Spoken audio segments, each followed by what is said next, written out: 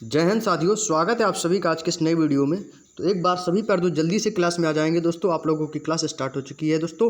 खाकी बैच की दोस्तों आज ये हमारी दोस्तों 6वीं क्लास होने जा रही है, जिसमें दोस्तों हम आपको उत्तर प्रदेश पुलिस कांस्टेबल सामान्य ज्ञान की बुक का कंप्लीट सॉल्यूशन दोस्तों पेज बाय पेज करा रहे हैं। जिसमें से दोस्तों हमारा जो टॉपिक चल रहा है वो चल रहा है दोस्तों भारतीय इतिहास, जो कि एक सबसे ज़्यादा अपने आप में इम्पोर्टेंट चैप्टर है, जहाँ से दोस्तों आपके 5 से 6 प्रश्न जो हैं वो यूपी पुलिस कांस्टेबल में यहाँ से बन जाते हैं। तो चलिए दोस्तों एक बार वीडियो को शेयर कर देंगे सभी प्यारे दोस्त अपने दोस्तों में, ताकि सभी प्यारे दोस्त जल्दी से क्लास में जुड़ जाएं और दोस्तों सेशन को स्टार्ट किया जाए। तो दोस्तों आज का सेशन पिछली क्लासों की तरह दोस्तों हमेशा की तरह आपका ज़बरदस्त और शानदार रहने वाला है। तो एक बार सभी प्यारे दोस्त जल्दी से आ जाएंगे। और क्लास का समय दोस्तों आप लोग याद रख लीजिए, रात को 8 बजे दोस्तों आपका खाकी बैच स्टार्ट होता है, जिसमें दोस्तों आपको सामान्य ज्ञान की बुक का कंप्लीट सॉल्यूशन करवाया जा रहा है। वो भी दोस्तों आपके स्पेशल यूपी पुलिस कांस्टेबल वालों बच्चों के लिए है, जो कि दोस्तों तैयारी को अपने कई विगत वर्षों से करते आ रहे हैं और वो अपनी तैयारी को दोस्तों निरंतर करते रहें। ये बुक दोस्तों आप लोगों के एग्जाम के लिए बहुत ही ज़्यादा सफिशिएंट रहने वाली है। तो एक बार सभी पर दोस्त जल्दी से वीडियो को शेयर कर देंगे और सेशन को वहीं से स्टार्ट किया जाएगा जहाँ से दोस्तों आपकी पिछली क्लास को ऑफ किया गया था। पिछली क्लासों की ऑफ किया गया था, ठीक वहीं से दोस्तों हम page bye page complete solution करते जाएंगे और दोस्तों निरंतर दोस्तों आगे की ओर बढ़ेंगे। और कोशिश दोस्तों ये रहेगी कि एग्जाम से पहले जितनी जल्दी हो सके आपकी बुक दोस्तों जल्दी से जल्दी दोस्तों आपकी कंप्लीट करवा दी जाए। तो चलिए दोस्तों सेशन को स्टार्ट करते हैं और वीडियो को आप लोग जरूर शेयर कर दीजिएगा ताकि सभी दोस्तों क्लास में आ सकें। तो चलिए दोस्तों आज का जो टॉपिक रहेगा दोस्तों वो हमारा रहेगा दोस्तों सैयद वंश से। सैयद वंश के बारे में जानेंगे। कल की क्लास में हमने दोस्तों तुगलक वंश के बारे में पढ़ा था। तुगलक वंश के साथ साथ दोस्तों आज जो है हमारी जो कल की जो क्लास हुई थी वो दोस्तों सैयद वंश से ऑफ हो गई थी। तो आज हम जानेंगे दोस्तों सैयद वंश के बारे में। तो सैयद वंश की यदि हम बात करें तो दोस्तों सैयद वंश जो है दोस्तों वो आपका दोस्तों कब से कब तक रहा है। सबसे ज़्यादा इंपॉर्टेंट पॉइंट ये बनता है कि सैयद वंश दोस्तों आपका कब से कब तक चला। तो दोस्तों सैयद वंश जो है दोस्तों वो आपका 1414 ईस्वी से 1451 ईस्वी तक। कितना दोस्तों? 1451 ईस्वी तक चला। इसको याद रखिएगा, 1414 से 1451 ईस्वी तक आपका सैयद वंश रहा। क्या रहा है दोस्तों? सैयद वंश रहा है। और सैयद वंश के बाद दोस्तों आपका 1451 से आपका लोधी वंश स्टार्ट हो गया। और वो कब तक चला था दोस्तों? वो दोस्तों मैं आपको सैयद वंश को समाप्त करने के बाद आगे बताऊंगा। तो सबसे पहले जानेंगे कि सैयद वंश आपका कब से कब तक चला दोस्तों? 1414 से 1451 ईस्वी तक। पहला पॉइंट दोस्तों इसमें दिया गया कि सैयद वंश का संस्थापक, जो कि सबसे इंपॉर्टेंट क्वेश्चन है, आपको याद रखना होगा, खिज्र खां था। कौन था दोस्तों? सैयद वंश का जो संस्थापक था वो कौन था? खिज्र खां, जिसने दोस्तों रैयत ए आला की उपाधि धारण की थी। क्वेश्चन पूछा जाता है कि किस सुल्तान ने रैयत ए आला की उपाधि धारण की थी, तो वो आता है दोस्तों किसने की थी? खिज्र खां ने। क्योंकि खिज्र खां ने दोस्तों एक सुल्तान था जो कि सैयद वंश का संस्थापक था, उसने दोस्तों रैयत ए आला की उपाधि धारण की थी। क्योंकि दोस्तों उसने सुल्तान की उपाधि धारण नहीं की थी, क्योंकि दोस्तों उसे सुल्तान की एक उपाधि दी जा रही थी, लेकिन उसने सुल्तान की उपाधि धारण ना करके उसने रैयत आला की उपाधि से ही खुश रहा और उसने कहा कि मुझे रैयत आला की उपाधि चाहिए। और दोस्तों उसने अपने सिक्कों पर तुगलक शासकों का ही नाम रहने दिया। यानी कि दोस्तों जैसे कि आपका तुगलक वंश था, और तुगलक वंश दोस्तों आपका 1320 से स्टार्ट हुआ और आपका 1398 पे समाप्त हो गया। लेकिन दोस्तों सैयद वंश के जो संस्थापक खिज्र खां थे, उन्होंने जो अपने सिक्के चलवाए थे, लेकिन उन्होंने सिक्कों पर कोई भी बदलाव नहीं किया। उन्होंने वही सिक्के चलने दिए जो कि तुगलक शासकों का जो चल रहा था पहले से, तो वही दोस्तों सिक्के इसने चलने दिए। इसके बाद दोस्तों क्या हुआ, आगे बढ़ते हैं। मुबारक शाह ने शाह की उपाधि धारण की तथा उसने अपने नाम से खुतबा पढ़वाया। उसने तारीख ए मुबारक शाही के लेखक याहिया बिन सरहिंदी को संरक्षण प्रदान किया। जो दोस्तों मुबारक शाह था उसने दोस्तों शाह की उपाधि धारण की और उसने अपने नाम से खुतबा पढ़वाया और उसने तारीख ए मुबारक शाही के लेखक याहिया बिन सरहिंदी को दोस्तों संरक्षण प्रदान किया।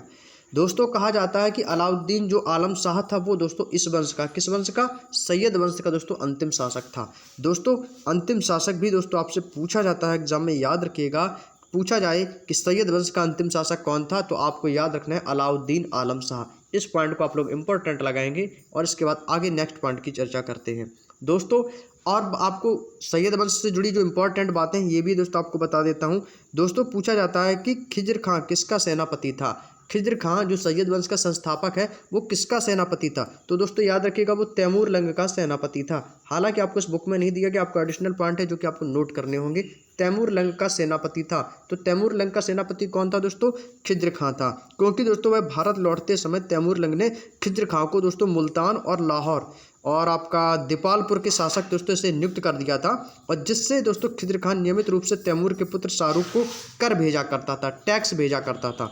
उसी के साथ साथ दोस्तों जब खिज्र खां की मृत्यु हो गई, और हाँ दोस्तों खिज्र खां की आपसे मृत्यु भी पूछी जाती है कि खिज्र खां की मृत्यु कब हुई थी दोस्तों? खिज्र खां की मृत्यु दोस्तों 20 मई 1421 ईस्वी को हुई थी दोस्तों, याद रखिएगा 20 मई 1421 ईस्वी को दोस्तों खिज्र खां की मृत्यु हो गई।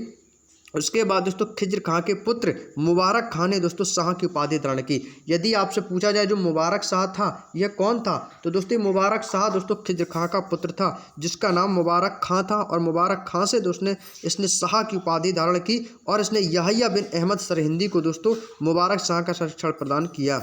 और इसकी पुस्तक का नाम याद रखिएगा तारीख ए मुबारक शाही में दोस्तों सैयद वंश के विषय में पूरी जानकारी आपको मिलती है। दोस्तों नेक्स्ट पॉइंट और कहा जाता है कि यमुना के किनारे एक दोस्तों शहर था मुबारकाबाद। तो इसकी स्थापना किसने की थी? मुबारकाबाद की। तो मुबारकाबाद की स्थापना इसी ने की थी, मुबारक शाह ने। मुबारकाबाद की स्थापना किसने की थी? मुबारक शाह ने की थी। और दोस्तों सैयद वंश का यदि अंतिम सुल्तान पूछा जाए या अंतिम शासक पूछा जाए तो वो कौन है? अलाउद्दीन आलम शाह। इंपॉर्टेंट पॉइंट है। चलिए क्वेश्चन पूछा जाता है कि सैयद वंश का जो शासन है वो दोस्तों कितने वर्षों तक चला? तो याद रखिएगा दोस्तों ये 37 वर्षों तक चला। कितने वर्षों तक? 37 वर्षों तक दोस्तों इसका शासन चला, 1414 से लेकर 1451 ईस्वी तक। क्लियर। इसके बाद दोस्तों स्टार्ट आ जाता है हमारा लोधी वंश। लोधी वंश दोस्तों स्टार्ट हो जाता है कब से? जब आपका 1451 को दोस्तों आपका सैयद वंश समाप्त हुआ। ठीक उसके दोस्तों बाद 1451 ईस्वी से 1451 ईस्वी से 1526 ईस्वी तक दोस्तों आपका लोधी वंश चला। कितना दोस्तों? 1451 ईस्वी से 1526 ईस्वी तक आपका लोधी वंश चला। और लोधी वंश का संस्थापक कौन था दोस्तों? बहलोल लोधी, जिसने दोस्तों लोधी वंश की स्थापना की थी, बहलोल लोधी ने। बहुत ही इंपॉर्टेंट क्वेश्चन है, याद रखिएगा दोस्तों। लोधी वंश का संस्थापक बहलोल लोधी। बहलोल लोधी जो था दोस्तों उसने अफगानों की एक महत्वपूर्ण शाखा साहू लेख से संबंधित था, जिसने दोस्तों बहलोली प्रकार के सिक्के चलवाए थे। दोस्तों एक तो इम्पोर्टेंट पॉइंट है, क्योंकि एग्जामिनर ये तो इम्पोर्टेंट पॉइंट के साथ साथ इजी भी है। हो सकता है आपसे पूछ दे कि बताइए बहलोली प्रकार के सिक्के किसने चलवाए? तो बहलोली से आप समझ जाएंगे कि बहलोल लोधी ने चलवाई। तो ये तो इजी क्वेश्चन है, नॉर्मल सा आप जान सकते हो। नेक्स्ट है बहलोल लोधी की दोस्तों मुख्य सफलता जो है वो दोस्तों जौनपुर 1484 ईस्वी में राज्य को दिल्ली सल्तनत में दोस्तों सम्मिलित करने की थी।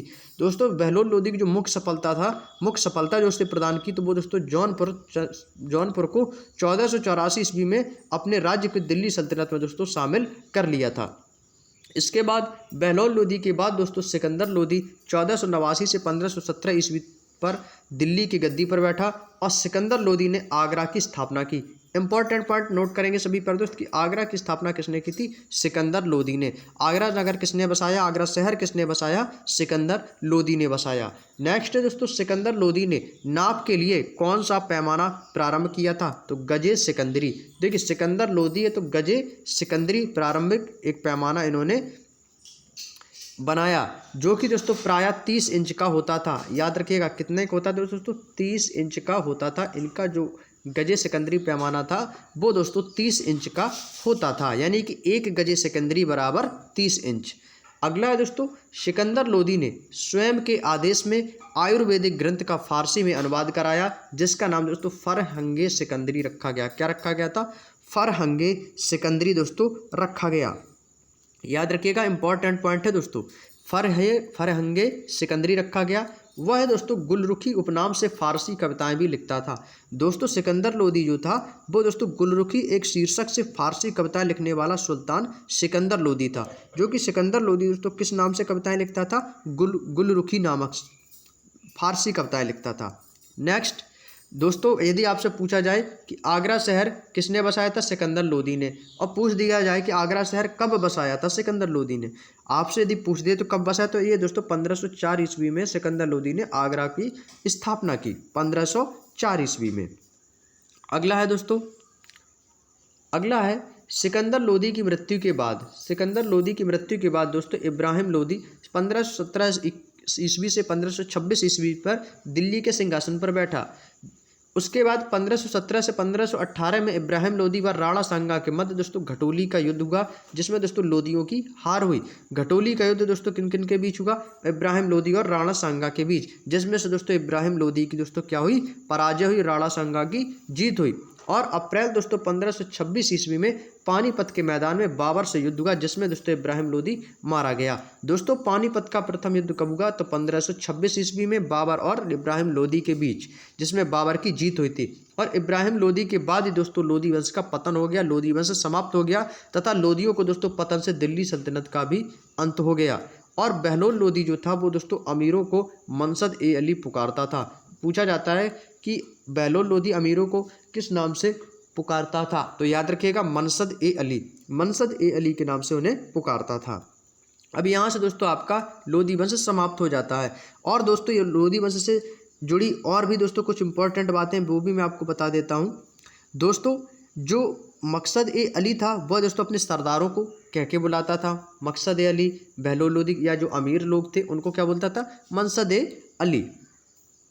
दोस्तों और कुछ कहा जाता है कि सिकंदर लोदी ने जब आगरा को अपनी राजधानी बनाया तो उसके आदेश पर संस्कृत में एक आयुर्वेदिक ग्रंथ का फारसी में दोस्तों, जिसको फरहंगे सिकंदरी अभी मैंने आपको बताया, उससे अनुवाद किया। और उसने दोस्तों नगरकोट के ज्वालामुखी मंदिर की मूर्ति को तोड़कर उसने टुकड़ों में कसाईयों को मांस एवं मुसलमान स्त्रियों को पीरों तथा संतों के मजार पर जाने से प्रतिबंध लगा दिया था। यानी यदि आपसे क्वेश्चन पूछा जाए कि मुसलमान स्त्रियों को पीरों और संतों के मजार पर जाने का प्रतिबंध किसने लगाया था, तो सिकंदर लोदी ने लगाया था। ये एक इम्पॉर्टेंट पॉइंट है जो कि आपको याद रखना होगा। दोस्तों जब बाबर ने भारत पर आक्रमण के लिए निमंत्रण पंजाब के शासक दौलत खान लोदी एवं इब्राहिम लोदी के चाचा आलम खान ने दिया था, जिससे दोस्तों मोट की मस्जिद का निर्माण सिकंदर लोदी के वजीर द्वारा करवाया गया था। यहाँ से दोस्तों अब आता है दोस्तों सल्तनत कालीन शासन व्यवस्था। सल्तनत कालीन के प्रशासन के बारे में हम जानेंगे। दोस्तों सबसे पहले आपको दिया गया सल्तनत कालीन, जिनके दोस्तों आपके अधिकारियों के नाम दिए गए हैं और उनके क्या क्या कार्य थे। वैसे यदि हम बात करी जाए सल्तनत कालीन शासन व्यवस्था में, तो उनके जो केंद्रीय प्रशासन का जो मुखिया होता था उसे हम दोस्तों सुल्तान कहते थे। क्या कहते थे दोस्तों? सुल्तान कहा करते थे। और जो आपका बलबन और अलाउद्दीन के समय दोस्तों ये अमीर जो थे वो दोस्तों काफ़ी इफेक्टिव थे, प्रभावहीन हो गए थे। और अमीरों का दोस्तों जो महत्व चरमोत्कर्ष पर था, जो कि लोदी वंश के शासनकाल में स्टार्टिंग में रहा है। पहला पॉइंट दोस्तों दिया गया है आरिज ए मुमलिक। आरिज ए मुमली दोस्तों एक अधिकारी का नाम होता था। उसका जो कार्य था दोस्तों वो सैन्य विभाग से संबंधित था, सेना की देखरेख करना, सैन्य विभाग से संबंधित। और एक था दोस्तों ईसा ए मुमालिक। ईसा ए मुमालिक दोस्तों ये पत्राचार विभाग का कार्य करता था। मुशर्रफ ए मुमालिक ये दोस्तों एक महालेखाकार कार्य करता था। सहना ए मंडी, ये जो कि इंपॉर्टेंट है, पूछी जाती है, सहना ए मंडी, तो ये बाजार मूल्य पर नियंत्रण करना दोस्तों इसका मुख्य कार्य था, बाजार मूल्य पर नियंत्रण करना और बांट माप की जांच करना, सहना ए मंडी। मुहतसिब जो था दोस्तों वो लोगों के आचरण की जांच करता था, लोगों के बारे में अच्छे और बुरे चीज़ों की दोस्तों जांच करना था, यानी लोगों के आचरण की जांच करना था। और काजी उल कुज्जात दोस्तों ये न्याय विभाग का प्रमुख होता था, लोगों का न्याय करता था, काजी उल कुज्जात। क्लियर? यहाँ तक की बातें समझ में आई। अगला पॉइंट है दोस्तों खाजिन। खाजिन क्या था दोस्तों? खाजिन जो था दोस्तों वो राज की आय को संग्रहित करता था, जो कि राज की दोस्तों आय थी उसको दोस्तों इकट्ठा करना था। दीवान ए रियासत जो था वो बाजार पर नियंत्रण करना। सर ए जानदार जो था वो दोस्तों सुल्तान के अंगरक्षकों का प्रधान होता था। बारीद ए मुमालिक जो होता था वो गुप्तचर विभाग का दोस्तों संरक्षक था। शुद्र उस सुदूर जो था वो दोस्तों धर्म संबंधी कार्यों का प्रमुख हुआ करता था। और कोतवाल था वो शहरों में शांति व्यवस्था बनाए रखना, यह दोस्तों कोतवाल का कार्य था। और दोस्तों दीवान एक खैरात चलता था दोस्तों, दीवान एक खैरात जो था वो दोस्तों क्या था, इसके बारे में आगे आपको बताएंगे, जो कि सल्तनत काल के प्रमुख विभाग एवं उनके नाम हैं। ये दोस्तों उनके संबंधित विभाग आ गए। दीवान ए खैरात हुआ, दीवान ए बंदगान, दीवान ए इंसा, मुस्तखराज, इनके बारे में बताएंगे आप लोगों को। दीवान ए जो रिसालत था वो दोस्तों एक विदेश विभाग था। और दीवान ए इंसा था वो दोस्तों पत्राचार विभाग में कार्य करता था। और दीवान ए मुस्तखराज का जो नाम है यह दोस्तों राजस्व विभाग से सम्मिलित है। दीवान ए बंदगान ये आपका दास विभाग से संबंधित है। दीवान ए खैरात दोस्तों दान विभाग से, किसी को हम दान दे रहे हैं। दीवान ए बिजारत जो आपका वजीर था उसका विभाग था दीवान ए बिजारत। दीवान ए आरिज था जो दोस्तों सैन्य विभाग का था। दीवान इस्तिहाक बोला जाता था, वो दोस्तों पेंशन विभाग को दीवान इस्तिहाक बोला जाता था। अब आती है दोस्तों सल्तनत कालीन आर्थिक शब्दावली, जो कि सल्तनत कालीन के समय दोस्तों कुछ शब्द थे, उनका अर्थ क्या होता था। अबवाब जो शब्द था दोस्तों, इसका अर्थ था अतिरिक्त या गौण कर, उदाहरण से घरई चरई कर। फवाजिल जो था दोस्तों, वो अधिशेष बोलते थे कि बाकी की शेष बची हुई राशि। महसूल शब्द का अर्थ था दोस्तों भू राजस्व का अनुमान लगाना। निसर्व ए फरमानी शब्द का अर्थ था दोस्तों राज्य द्वारा घोषित मूल्य। वफा ए फरमानी का दोस्तों अर्थ था राज्य द्वारा निर्धारित पैदावार फसलों की। हक ए दीवानी का दोस्तों अर्थ था राजकोषीय मांगे, राजकोष के द्वारा की गई मांगे। और खिदमती जो था दोस्तों, वो पराजित राजाओं द्वारा लिया गया राजस्व या कर या उनका टैक्स। तरकात जो था दोस्तों, वो इक्तादारों से जब्त हुई भूमि। यह दोस्तों इनका शब्द था। और इनके दोस्तों शब्द से जो अर्थ होते हैं, तरकात का अर्थ क्या था, इक्तादारों से जब्त भूमि। इक्तादारों से दोस्तों उन्होंने जो भूमि जब्त रख ली थी, उन भूमि को दोस्तों वापस लेना, उसको हम दोस्तों तरकात कहते थे। क्लियर, यहाँ तक की बातें समझ में आ चुकी होंगी आप लोगों को। अगला दोस्तों यहाँ से पॉइंट स्टार्ट हो जाता है मुगल काल। यहाँ से दोस्तों अब स्टार्ट हो जाता है आपका मुगल काल। मुगल काल दोस्तों सबसे पहले जानेंगे कि भारत में मुगल सत्ता का जो संस्थापक था वो कौन था। दोस्तों मुगल सत्ता का जो वास्तविक जो संस्थापक था वो दोस्तों कौन था, यह दोस्तों एक अपने आप में दोस्तों सबसे ज़्यादा इंपॉर्टेंट पॉइंट है, इसके बारे में जानेंगे। मुगल काल, मुगल काल जो है दोस्तों, इसका जो संस्थापक था वो कौन था दोस्तों, बाबर था। तो मुगल वंश का जो संस्थापक वो कौन था दोस्तों, बाबर था। क्योंकि दोस्तों बाबर जो था वो उत्तरवर्ती मुगल शासक तुर्क एवं सुन्नी मुसलमान हुआ करते थे दोस्तों। तो बाबर ने मुगल वंश की स्थापना की थी और साथ ही दोस्तों उसने पादशाही की भी स्थापना की, जिसके तहत वह शासक को बादशाह कहा जाता था। जो यदि पूछा जाए दोस्तों बाबर का वास्तविक नाम क्या था, तो बाबर का वास्तविक नाम था जहीरुद्दीन मोहम्मद। याद रखिएगा, बाबर का वास्तविक नाम जो था वो दोस्तों जहीरुद्दीन मोहम्मद था। याद रखिएगा, इंपॉर्टेंट क्वेश्चन है, आपसे एग्जामिनर पूछ सकता है कि बाबर का वास्तविक नाम क्या है, जहीरुद्दीन मोहम्मद। अगले पॉइंट पे चलते हैं दोस्तों।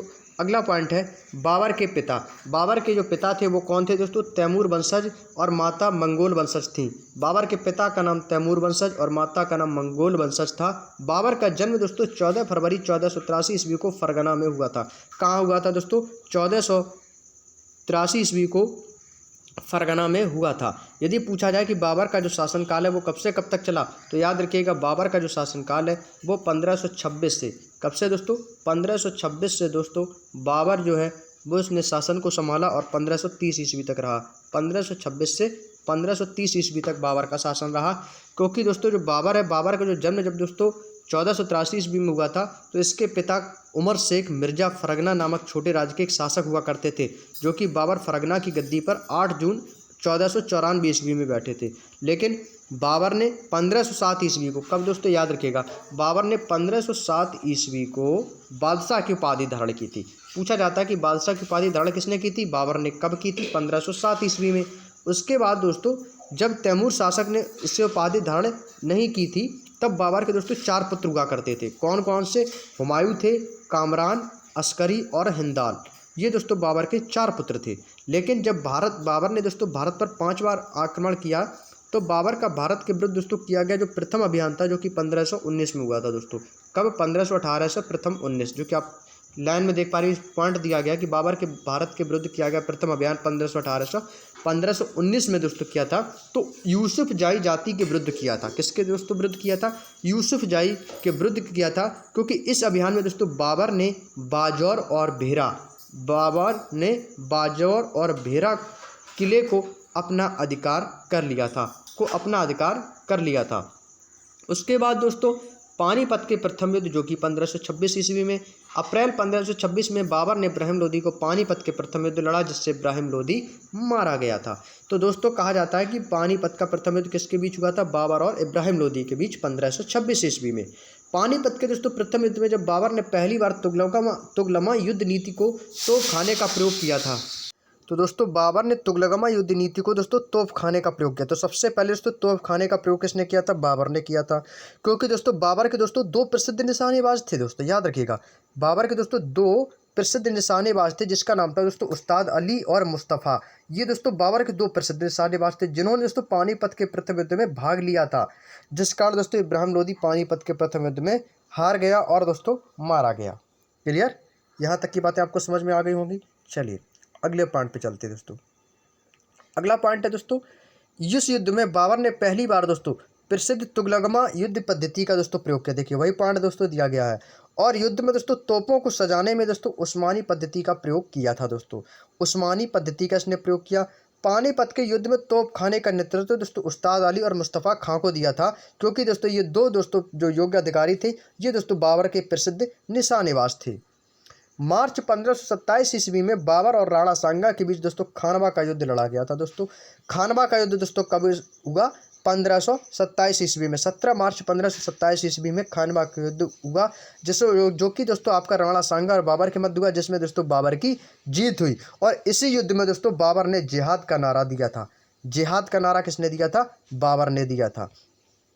बाबर ने दोस्तों जितने भी दोस्तों प्रमुख युद्ध लड़े हैं अभी तक, जो भी दोस्तों 4 युद्ध लड़े थे, पानीपत का प्रथम युद्ध, खानवा का युद्ध, चंदेरी का युद्ध और घाघरा का युद्ध, सभी में दोस्तों बाबर की ही विजय हुई थी। और जैसे कि दोस्तों जनवरी 1528 ईस्वी में चंदेरी के शासक मेदिनी राय और बाबर के बीच दोस्तों 29 जनवरी 1528 को, कब दोस्तों? 29 जनवरी 1528 ईस्वी को बाबर और मेदिनी राय के बीच दोस्तों युद्ध हुआ। 29 जनवरी 1528 ईस्वी को जब मेदिनी राय और बाबर के बीच युद्ध हुआ तो दोस्तों उसमें भी बाबर की जीत हुई थी और मेदिनी राय पराजित था। चंदेरी का युद्ध, तो याद रखिएगा चंदेरी का युद्ध कब हुआ था? 29 जनवरी 1528 को। और यदि पूछा जाए खानवा का युद्ध तो 17 मार्च 1527 को। क्लियर? इसके बाद दोस्तों बाबर ने तीसरा युद्ध लड़ा, चौथा युद्ध लड़ा घाघरा का युद्ध, जो कि दोस्तों 6 मई 1529 को, 6 मई 1529 को दोस्तों घाघरा का युद्ध लड़ा, जिसमें दोस्तों बाबर और अफगानों के बीच दोस्तों युद्ध हुआ, जिसमें दोस्तों महमूद लोदी को पराजित किया हुआ था, क्योंकि महमूद लोदी जो था वो दोस्तों किसमें था? अफगानों से संबंधित था, जिसमें दोस्तों बाबर की जीत हुई थी, जो कि अफगानों और बाबर के बीच हुआ था, घाघरा का युद्ध। क्लियर? चलिए यहाँ तक की बातें समझ में आई। इसके बाद दोस्तों बाबर ने अपनी उदारता के लिए दोस्तों किसकी उपाधि धारण की थी? दोस्तों कहा जाता है कि बाबर ने अपनी उदारता के लिए किसकी उपाधि धारण की थी? तो दोस्तों कलंदर की उपाधि। याद रखिएगा कलंदर की उपाधि धारण किसने की थी? बाबर ने। कलंदर की उपाधि धारण किसने की थी? बाबर ने की थी। और जिहाद का नारा किसने दिया था? बाबर ने दिया था। किसके खिलाफ दिया था? राणा सांगा के खिलाफ। किस युद्ध में दोस्तों जिहाद का नारा दिया था? खानवा के युद्ध में जिहाद का नारा दिया था। और युद्ध में विजय के बाद दोस्तों गाजी की उपाधि धारण किसने की थी? बाबर ने की थी। तो बाबर ने युद्ध के समाप्त होने के बाद, यानी युद्ध के विजय होने के बाद, खानवा युद्ध में दोस्तों बाबर ने गाजी की उपाधि धारण की थी। नेक्स्ट क्वेश्चन है कि बाबर की जो मृत्यु कब हुई थी? तो याद रखिएगा बाबर की मृत्यु जो है 30 जनवरी 1528 ईस्वी को जहर दे देने के कारण राणा सांगा की मृत्यु हुई थी। बाबर की मृत्यु नहीं, सॉरी, राणा सांगा की दोस्तों मृत्यु हो गई थी 30 जनवरी 1528 ईस्वी को। इसके बाद दोस्तों नेक्स्ट पॉइंट है, जब दोस्तों बाबर की उम्र 48 वर्ष की थी तो दोस्तों 26 जनवरी 1530 ईस्वी को आगरा में दोस्तों बाबर की मृत्यु हो गई थी। तो बाबर की दोस्तों मृत्यु 48 वर्ष की उम्र में दोस्तों हो गई थी। 48 वर्ष की उम्र में दोस्तों बाबर की मृत्यु हो गई थी, और वो भी 26 दिसंबर 1530 ईस्वी को। तो बाबर की मृत्यु दोस्तों 1530 ईस्वी को हुई थी, 26 दिसंबर को आगरा में। इसके बाद दोस्तों बाबर की मृत्यु के बाद दोस्तों हुमायूं दोस्तों 30 दिसंबर 1530 ईस्वी को, कब दोस्तों? 1530 ईस्वी को गद्दी पर बैठा, और इसका शासन 1556 तक रहा। कब से कब तक दोस्तों? हुमायूं का 1530 से 1556 तक दोस्तों इनका शासन रहा, क्योंकि बाबर का जो उत्तराधिकारी था वो कौन हुआ था? हुमायूं हुआ था। हुमायूं जो था दोस्तों बाबर का उत्तराधिकारी था, जो कि दोस्तों नसीरुद्दीन हुमायूं का पूरा नाम है, जिसने दोस्तों 29 दिसंबर, कब दोस्तों? किसी बुक में दोस्तों 29 दिसंबर में मिलेगा, किसी में दोस्तों 30 दिसंबर में। तो हम कह सकते हैं 29 से 30 दिसंबर 1530 को अगस्त में 22 से 23 वर्ष की आयु में दोस्तों हुमायूं का राज्याभिषेक हुआ था, जो कि सिंहासन पर बैठा। और गद्दी पर बैठने से पहले हुमायूं दोस्तों बदखसा का सूबेदार था। गद्दी पर बैठने से पहले कहाँ का दोस्तों सूबेदार था? बदखसा का दोस्तों वह सूबेदार था। इसके बाद दोस्तों नेक्स्ट पॉइंट है, हुमायूं ने 1531 ईस्वी में दोस्तों कालिंजर के शासक प्रताप रुद्रदेव पर अपना पहला आक्रमण किया और 29 जून 1539 ईस्वी को हुमायूं और शेर खां के बीच चौसा का युद्ध हुआ। दोस्तों कहाँ का युद्ध? चौसा का युद्ध हुआ, जिसमें दोस्तों हुमायूं पराजित हुआ। तो याद रखिएगा चौसा का युद्ध कब हुआ? 1539 में, 29 जून 1539 को चौसा का युद्ध हुआ। चौसा का युद्ध किस किस के बीच हुआ दोस्तों? तो हुमायूं और शेर खां के बीच हुआ।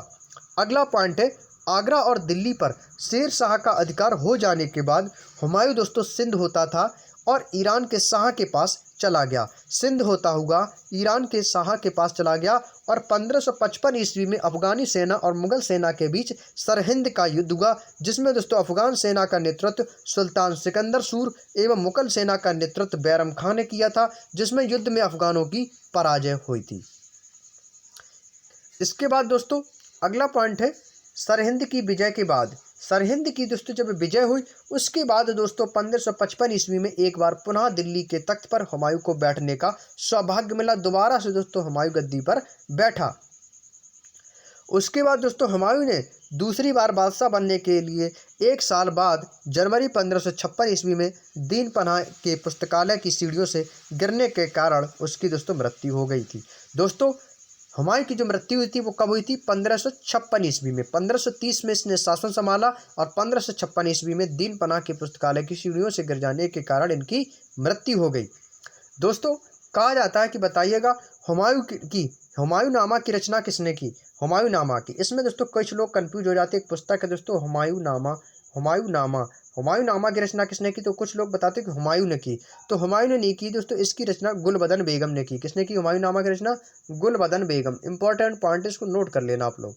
गुलबदन बेगम ने दोस्तों हुमायूंनामा पुस्तक की रचना की। दोस्तों हुमायूं द्वारा यदि पूछा जाए कुल युद्ध कितने लड़े गए, कुल युद्ध के दोस्तों कितने लड़े गए थे हुमायूं द्वारा? याद रखिएगा 4 युद्ध। अभी तक आप लोग को मैंने कितने युद्ध बताए? हुमायूं द्वारा लड़े गए दोस्तों 4 युद्ध। पहला युद्ध था दोस्तों देवरा का युद्ध, जो कि 1531 में लड़ा था। देवरा का युद्ध दोस्तों 1531 में लड़ा था। इसमें बुक में नहीं दिया गया, आपको मैं एडिशनल पॉइंट बता रहा हूँ। इसके बाद दोस्तों 1531 के बाद इसने दोस्तों दूसरा युद्ध लड़ा, चौसा का युद्ध। कब हुआ था? 1539 में। चौसा का युद्ध दोस्तों इसने 1539 को लड़ा। इसके बाद दोस्तों इसने बिलग्राम का युद्ध लड़ा। बिलग्राम का युद्ध दोस्तों इसने 1540 में। 1540 में दोस्तों इसने बिलग्राम का युद्ध लड़ा। उसके बाद दोस्तों सरहिंद का युद्ध दोस्तों युद्ध कब हुआ था? 1555 में। सरहिंद का युद्ध दोस्तों 1555 में। पहला युद्ध दोस्तों देवरा का युद्ध 1531 में, दूसरा चौसा का युद्ध 1539 में, तीसरा बिलग्राम का युद्ध दोस्तों 1540 में और चौथा युद्ध दोस्तों सरहिंद का युद्ध 1551 में। तो दोस्तों इसने 4 युद्ध लड़े थे। क्लियर। और हुमायूं जो था वो दोस्तों किस में विश्वास रखता था? वो दोस्तों ज्योतिष में विश्वास रखता था। हुमायूं जो था दोस्तों वो ज्योतिषी में सर्वाधिक दोस्तों विश्वास रखता था। इसलिए उसने सप्ताह के 7 दिन 7 रंग के कपड़े पहनने का नियम बनाया था। जो हुमायूं था दोस्तों वो सप्ताह में दिन कितने होते हैं? 7 होते हैं। वो सातों दिन 7 रंग के कपड़े पहनने के नियम बनाए थे। हर दिन का रंग, कपड़े का रंग अलग रहता था। तो कुछ पूछा जाता है कि बताइएगा 7 दिन 7 रंग के कपड़े पहनने का नियम किसने बनाया था? हुमायूं ने 7 दिन में 7 रंग के कपड़े पहनता था। क्लियर। चलिए अगले पॉइंट की ओर चलते दोस्तों। अगला पॉइंट है दोस्तों हमारा अकबर का दोस्तों राज्याभिषेक कब हुआ था? तो अकबर का राज्याभिषेक दोस्तों अल्प वयस्क में ही हो गया था। 14 फरवरी 1556 ईस्वी को पंजाब के कालानौर नामक स्थान पर हुआ था। कब हुआ था दोस्तों? पंजाब के कालानौर नामक स्थान पर हुआ था। क्योंकि दोस्तों 1556 के बाद इसमें कौन आ गया? अकबर आ गया था हुमायूं के मृत्यु के बाद। इसके बाद अकबर के दोस्तों यदि बचपन का नाम पूछा जाए तो अकबर के बचपन का नाम दोस्तों जलाल था और अकबर के शिक्षक का नाम या अकबर के गुरु का नाम अब्दुल लतीफ़ था। दोस्तों क्या नाम था? अब्दुल लतीफ़ किसका नाम था? अकबर के शिक्षक का नाम यदि पूछा जाए या अकबर के गुरु का नाम। क्लियर।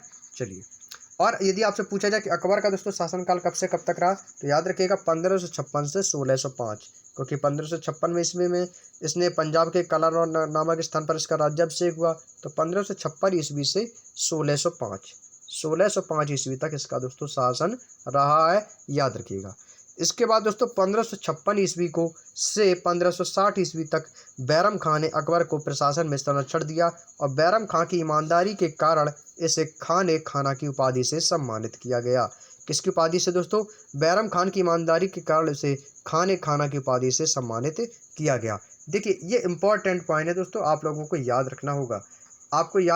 ये बहुत ही दोस्तों इंपॉर्टेंट पॉइंट है जो कि अक्सर दोस्तों आपके एग्जाम में दोस्तों यहाँ से क्वेश्चन पूछे जाते हैं। अगला है 5 नवंबर 1556 ईस्वी को अकबर और हैमी के बीच पानीपत का दूसरा युद्ध हुआ। कब हुआ दोस्तों? पानीपत का प्रथम युद्ध 1526, दूसरा 1556 में। 1556 में दोस्तों दूसरा युद्ध हुआ जिसमें दोस्तों हैमू पराजित हुआ। उसके बाद अकबर को दिल्ली व आगरा का शासक घोषित किया गया। जिसमें दोस्तों अकबर की जीत हुई थी, जिससे दोस्तों हेमू पराजित होने पर अकबर को दोस्तों दिल्ली और आगरा का शासक घोषित किया गया। इसके बाद नेक्स्ट पॉइंट पे चलते हैं। हेमू जो था दोस्तों उसने विक्रमादित्य की उपाधि धारण करने वाला भारत का 14वां शासक था। पूछा जाता है भारत का 14वां शासक कौन था जिसने दोस्तों विक्रमादित्य की उपाधि धारण की थी, तो वो दोस्तों हेमू था। सेकंड क्वेश्चन पूछ देता है विक्रमादित्य की उपाधि धारण करने वाला भारत का 14वां शासक कौन था? हेमू था। तो हेमू जो है दोस्तों वो भारत का 14वां शासक है। अगला है अकबर ने दोस्तों 1562 ईस्वी में दास प्रथा और 1563 ईस्वी में तीर्थ यात्रा कर तथा 1564 में जजिया कर को समाप्त कर दिया था। कहा जाता है दास प्रथा का अंत किसने किया था? तो 1562 में अकबर ने किया। तीर्थ यात्रा कर टैक्स का अंत किसने किया? 1563 में अकबर ने किया। और जजिया कर को समाप्त किसने किया था? 1564 में अकबर ने जजिया कर को समाप्त किया था। ये इंपॉर्टेंट पॉइंट है दोस्तों, याद रखिएगा। चलिए अगले पॉइंट की चलते हैं दोस्तों। अगला पॉइंट है कि 1567 में अकबर ने चित्तौड़ के किले पर घेरा डाला और चित्तौड़ का राजा उदय सिंह भाग खड़ा हुआ। यानी कि दोस्तों चित्तौड़ पर इन्होंने दोस्तों आक्रमण किया 1567 ईस्वी में, और चित्तौड़ का राजा उदय सिंह जो था वह दोस्तों वहां से भाग गया। और अकबर ने चित्तौड़ पर विजय प्राप्त करने के बाद फतहनामा जारी किया था दोस्तों। क्या जारी किया? फतहनामा जारी किया था। और अकबर ने दोस्तों गुजरात विजय की स्मृति में फतेहपुर सीकरी में बुलंद दरवाजा का निर्माण कराया। ये इंपॉर्टेंट पॉइंट है कि बुलंद दरवाजा का निर्माण किसने कराया था? अकबर ने। कहाँ पर है बुलंद दरवाजा? स्थित है फतेहपुर सीकरी में। किसकी स्मृति में? गुजरात विजय की स्मृति में बुलंद दरवाजा का निर्माण कराया गया। अकबर ने दोस्तों धार्मिक विषयों पर वाद विवाद के लिए 1575 ईस्वी में एक इबादत खाना की स्थापना की। एक इबादत खाना की स्थापना की थी अकबर ने वाद विवाद के लिए। उसके बाद दोस्तों 1579 ईस्वी में अकबर ने महजरनामा की घोषणा की। महजर जो था दोस्तों वो नामक एक दस्तावेज का प्रारूप शेख मुबारक ने तैयार किया था, जिसको दोस्तों महजरनामा कहा जाता था। उसके बाद 1582 ईस्वी में अकबर ने सभी धर्मों में सामंजस्य स्थापित करने के लिए तौहीद ए इलाही या दोस्तों दीन ए इलाही नामक एक नया धर्म प्रवर्तित किया, जिसमें दोस्तों सूफी मत में आस्था जताते हुए अकबर ने दोस्तों चिश्ती संप्रदाय को प्रश्रय दिया और शेख सलीम चिश्ती का परम भक्त हुआ, जो कि शेख सलीम चिश्ती का परम भक्त हुआ। और 1583 ईस्वी में अकबर ने एक नए कैलेंडर को निर्माण किया जिसको बोलते इलाही संवत। तो इलाही संवत को जारी किसने किया था? 1583 ईस्वी में अकबर ने। अकबर के दरबारी लेखक थे अबुल फजल, जिसने दोस्तों अकबरनामा ग्रंथ की रचना की। पूछा जाता है अकबरनामा ग्रंथ की रचना किसने की? तो अबुल फजल, याद रखिएगा। अगला है चार बाग बनाने की प्रथा किसने शुरू की थी दोस्तों? चार बाग बनाने की प्रथा किसने शुरू की? तो ये भी दोस्तों अकबर ने शुरू की थी। इंपॉर्टेंट पॉइंट है, याद रखिएगा। नेक्स्ट सेकंड इंपॉर्टेंट है कि अकबर वाद्य यंत्र नगाड़ा बजाने का शौकीन था। तो नगाड़ा बजाने का शौकीन कौन था दोस्तों? अकबर, जो कि दोस्तों नगाड़ा बजाने का सर्वाधिक दोस्तों शौकीन रखता था। क्लियर? तो ये थी दोस्तों अकबर से जुड़े संबंधित महत्वपूर्ण प्रश्न जो कि अभी तक मैंने आपको बताए। कुछ और इंपॉर्टेंट पॉइंट है, ये भी मैं आपको बता देता हूँ दोस्तों। मनसबदारी प्रथा से संबंधित क्वेश्चन एग्जाम में कई बार पूछा गया है दोस्तों कि अकबर की शासन प्रणाली की प्रमुख विशेषता क्या थी? अकबर की शासन प्रणाली की प्रमुख विशेषता क्या थी? तो याद रखिएगा मनसबदारी, याद रखिएगा। मनसबदारी क्या थी दोस्तों?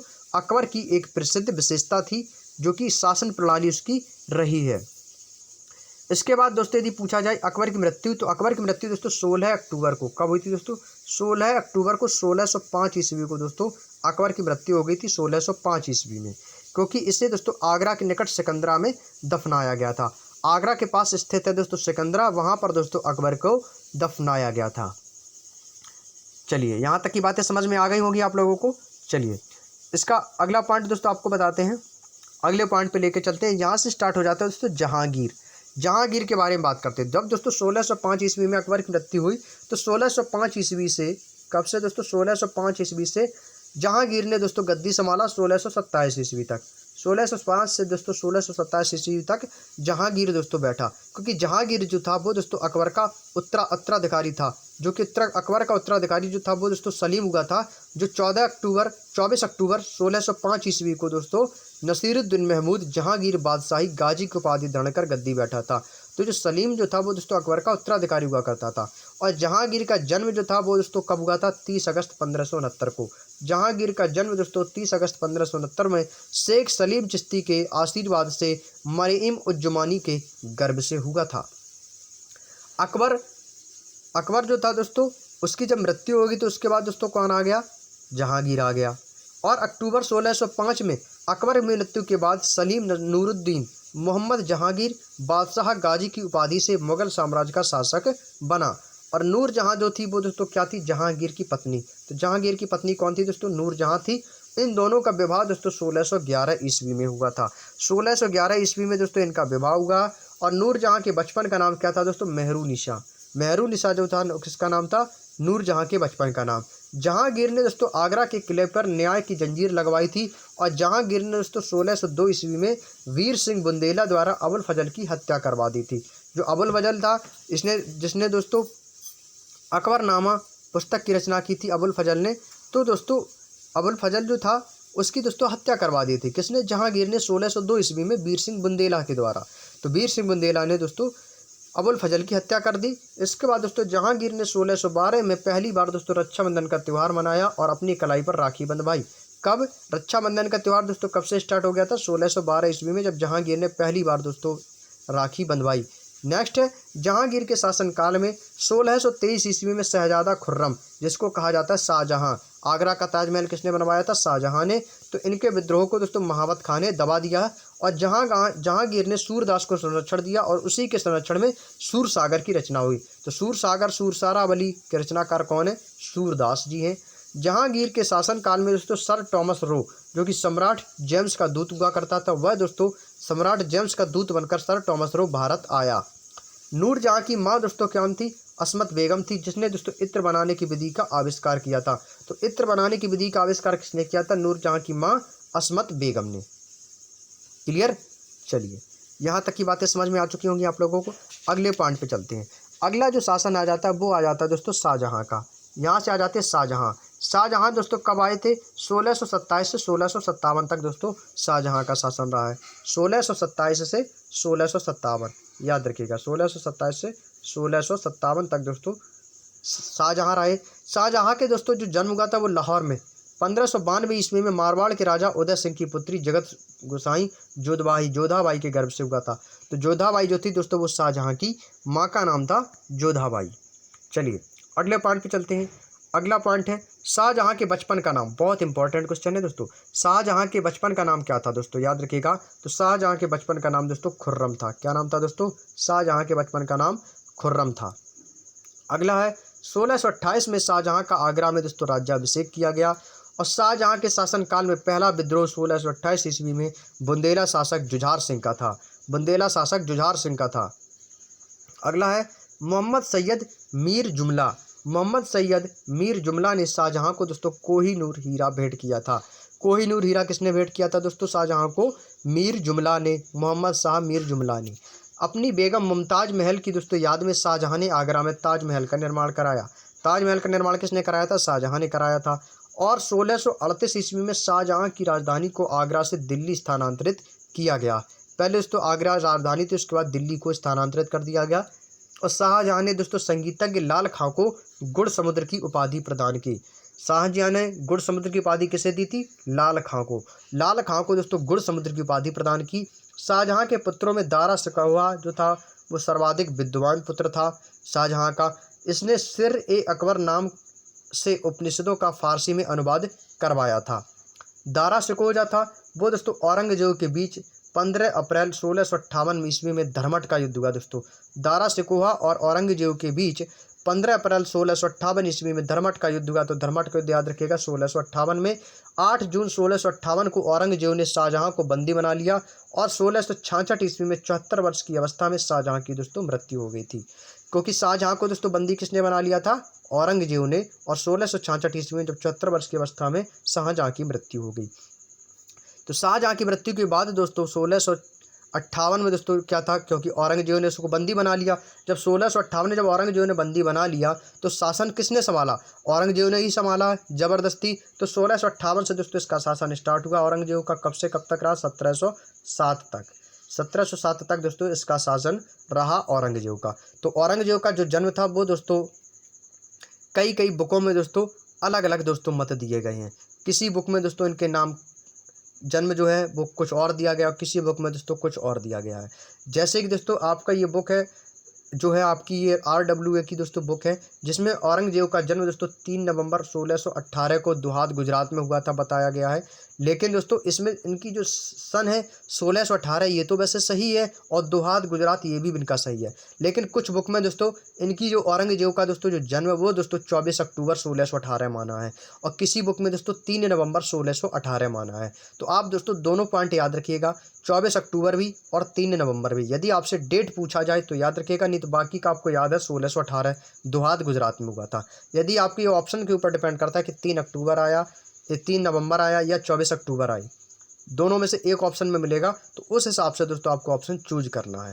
लेकिन आपको 1618 वैसे याद रखना है। याद रखिएगा, बुक में दोस्तों अलग अलग दिए गए हैं, किसी बुक में 3 नवंबर दिया गया है तो किसी बुक में दोस्तों 24 अक्टूबर दिया गया है। तो इसमें थोड़ा डाउट है, तो याद रखिएगा आप लोग। बाकी का भी सन याद रखिएगा 1618 ईस्वी में। डेट बहुत कम पूछी जाती है, लेकिन आपसे सन जरूर पूछ ली जाती है, कब किस सन में हुआ था, 1618 में। 1637 ईस्वी में दोस्तों दिलरास बानो बेगम के साथ औरंगजेब का दोस्तों निकाह हुआ, और 1658 में औरंगजेब ने दिल्ली में अपना प्रथम राज्याभिषेक करवाया। इसके बाद दोस्तों देवराई के युद्ध में सफल होने के बाद 1659 ईस्वी में औरंगजेब ने दिल्ली में दूसरी बार अपना राज्याभिषेक करवाया, और मीर मोहम्मद हकीम जो थे वो दोस्तों औरंगजेब के गुरु थे। पूछा जाता है कि औरंगजेब के गुरु कौन थे, औरंगजेब के गुरु कौन थे, तो मीर मोहम्मद हकीम। इंपॉर्टेंट पॉइंट है, याद रखिएगा, मीर मोहम्मद हकीम जो थे वो औरंगजेब के गुरु थे। औरंगजेब था वो किस धर्म को मानता था, ये भी दोस्तों पूछा जाता है। तो औरंगजेब था वो दोस्तों सुन्नी धर्म को मानता था, और जिंदा पीर के नाम से किससे जाना जाता था, औरंगजेब। इंपॉर्टेंट पॉइंट है दोस्तों, औरंगजेब सुन्नी धर्म को मानता था और उसे जिंदा पीर कहा जाता था। उसके बाद 1663 ईस्वी में औरंगजेब ने सती प्रथा पर प्रतिबंध लगा दिया, और औरंगजेब ने 1679 ईस्वी में जजिया कर को पुनः लागू किया, क्योंकि जजिया कर को दोस्तों उधर अकबर ने समाप्त किया, और यहाँ पर दोस्तों इसने जजिया कर को फिर से दोस्तों पुनः लागू कर दिया। औरंगजेब ने शिवाजी को दोस्तों राजा की उपाधि दी थी। औरंगजेब ने शिवाजी को दोस्तों पुरंदर की संधि 22 जून 1665 को संपन्न हुई, और जयसिंह और शिवाजी के बीच जो पुरंदर की संधि हुई थी वो 22 जून 1665 ईस्वी को हुई थी, और औरंगजेब ने शिवाजी को राजा की उपाधि दी, तो शिवाजी राजा के नाम से प्रसिद्ध हुए। और औरंगजेब ने दोस्तों 1668 ईस्वी में हिंदू त्योहारों और उत्सव को मनाए जाने पर रोक लगा दी, कि कोई भी हिंदू अपना त्यौहार उत्सव नहीं मनाएगा। और 1686 ईस्वी में बीजापुर एवं 1687 में गोलकुंडा को औरंगजेब ने अपना मुगल साम्राज्य में स्थापित कर लिया। और औरंगजेब की मृत्यु दोस्तों कब हुई थी, वो 1707 ईस्वी में हुई थी, और औरंगजेब ने औरंगाबाद जो कि महाराष्ट्र में पड़ता है वहाँ पर दोस्तों बीबी का मकबरा का निर्माण कराया। तो इसमें से एक इंपॉर्टेंट पॉइंट ये बनता है कि बीबी का मकबरा का निर्माण किसने कराया था, बीबी के मकबरा का निर्माण औरंगजेब ने। कहाँ पर स्थित है, औरंगाबाद में। क्लियर, ये एक दोस्तों इंपॉर्टेंट पॉइंट है। और दोस्तों जाटों का प्लेटो किसे कहा जाता है, ये क्वेश्चन आपके एग्जाम में पूछा गया था, जाटों का प्लेटो। तो सूरजमल को दोस्तों जाटों का प्लेटो कहा जाता है। एक नया क्वेश्चन है, इसको आप अलग पॉइंट में एक तरीके से नोट करके लिख लीजिएगा। नेक्स्ट क्वेश्चन पूछा जाता है कि औरंगजेब के चिकित्सक कौन थे दोस्तों, औरंगजेब के चिकित्सक। तो औरंगजेब के चिकित्सक थे दोस्तों फ्रांकोइस बर्नियर। फ्रांकोइस बर्नियर जो थे वो दोस्तों औरंगजेब के चिकित्सक हुआ करते थे, याद रखिएगा। और मृत्यु इनकी कब हुई थी दोस्तों, 1707 ईस्वी में। 1707 ईस्वी में औरंगजेब की मृत्यु हुई थी। तो 1658 में दोस्तों इन्होंने शासन संभाला, और 1707 में दोस्तों इनकी मृत्यु हो गई। क्लियर, चलिए अगला पॉइंट है मुगल काल के दोस्तों प्रमुख अधिकारी और उनके कार्य। उनके समय दोस्तों जो अधिकारियों के पद हुआ करते थे और उनसे संबंधित उनके क्या क्या कार्य थे, उनके बारे में जानेंगे। जैसे दोस्तों पहला पद है दोस्तों सूबेदार। सूबेदार क्या था, वह दोस्तों प्रांतों में शांति स्थापित करना, या दोस्तों प्रांत कार्य प्रणाली का जो प्रधान हुआ करता था उसे हम सूबेदार कहते थे दोस्तों। दीवान, दीवान जो था दोस्तों वो प्रांतीय राजस्व का प्रधान था, वो सीधे शाही दीवान के प्रति जवाबदेह बनता था। बख्शी जो था दोस्तों वो प्रांतीय सेना का प्रधान था, और कोतवाल जो था वो दोस्तों नगर प्रधान था। कोतवाल जो था दोस्तों वो नगर प्रधान हुआ करता था। और सिकदार जो था वो दोस्तों परगने का प्रमुख अधिकारी था। सिकदार वो परगने का प्रमुख अधिकारी हुआ करता था। अमल गुजार था वो दोस्तों जिले का प्रमुख राजस्व अधिकारी था। जिले का प्रमुख राजस्व अधिकारी कौन था, अमल गुजार, जिसको आमिल भी हम कहते हैं। आमिल जो था, आमिल भी दोस्तों आमिल या अमिल गुजार जो है, आमिल या अमिल गुजार, अमिल गुजार जिले का प्रमुख राजस्व अधिकारी होता था। और आमिल था वो ग्राम के कृषकों के प्रत्यक्ष संबंध बनाने एवं लगान को निर्धारित करना, ये दोस्तों आमिल का कार्य था। क्लियर, चलिए। और जो फौजदार होती थी दोस्तों वो जिले के प्रधान फौज अधिकारी हुआ करता था। अगला यहाँ से दोस्तों हमारा पॉइंट स्टार्ट हो जाता है आधुनिक भारत का इतिहास। आधुनिक भारत का इतिहास। हमने दोस्तों अभी तक प्राचीन भारत का इतिहास, मध्यकालीन भारत का इतिहास, इन दोनों टॉपिकों को कवर किया है। यहाँ से दोस्तों हमारा तीसरा पॉइंट स्टार्ट होता है आधुनिक भारत का इतिहास। इसकी जो दोस्तों हम चर्चा करेंगे वो हम आप लोगों से नेक्स्ट क्लास में करेंगे। तो आज की जो क्लास को हम यहीं तक रखते हैं और नेक्स्ट क्लास में दोस्तों आपका नया टॉपिक स्टार्ट होगा आधुनिक भारत का इतिहास, जो कि आपके एग्जाम के लिए दोस्तों मोस्ट इंपॉर्टेंट है। तो भारतीय इतिहास में दोस्तों हम 3 चैप्टरों में दोस्तों इस इतिहास को दोस्तों कंप्लीट करेंगे, जिसमें से दोस्तों हम 2 पॉइंट आपके कंप्लीट करा चुके हैं, तीसरा आ चुका है आधुनिक भारत का इतिहास। तो चलिए दोस्तों आज की क्लास को वहीं तक रखेंगे और कल की क्लास में आधुनिक भारत के इतिहास चैप्टर में हम प्रवेश करेंगे और बहुत ही शानदार सेशन रहेगा आप लोगों का। तो चलिए दोस्तों, आप लोगों को क्लास कैसी लगी तो कमेंट बॉक्स में आप लोग जरूर बताइएगा। वीडियो अच्छा लगा हो तो लाइक कीजिएगा, अपने दोस्तों में शेयर कीजिएगा। पहली बार दोस्तों आप इस वीडियो पे चैनल पर दोस्तों हमारे पहली बार विजिट किए हो, पहली बार दोस्तों इस क्लास को देख रहे हो, तो आप चैनल को सब्सक्राइब करके बेल आइकन को ऑन जरूर कर लें, ताकि दोस्तों आने वाली वीडियोस का नोटिफिकेशन आपको समय से मिल सके। क्योंकि दोस्तों काफ़ी लोगों के डाउट थे, कमेंट थे कि बताइएगा सर कि क्लास का टाइम क्या है। तो क्लास का टाइम दोस्तों आपको कम्युनिटी पोस्ट में टाइम टेबल डाल दिया गया है। रात को 8 बजे दोस्तों आपका खाकी बैच चलता है और शाम को 6 बजे। काफ़ी दिनों से दोस्तों आपकी ब्रह्मास्त्र बैच की क्लास नहीं हो पाई है, तो हो सकता है आपको कुछ दिनों से वो भी क्लास स्टार्ट कर दी जाएगी।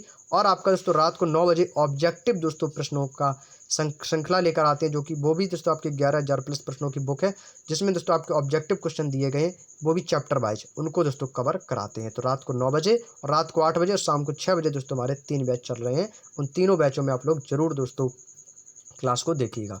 तो चलिए दोस्तों मिलते हैं नेक्स्ट क्लास में। वीडियो अच्छा लगा और लाइक कीजिएगा, कमेंट बॉक्स में जरूर बताइएगा आप लोगों को क्लास कैसी लगी। तब तक के लिए आप सभी दोस्तों का बहुत बहुत धन्यवाद। जय हिंद, जय भारत।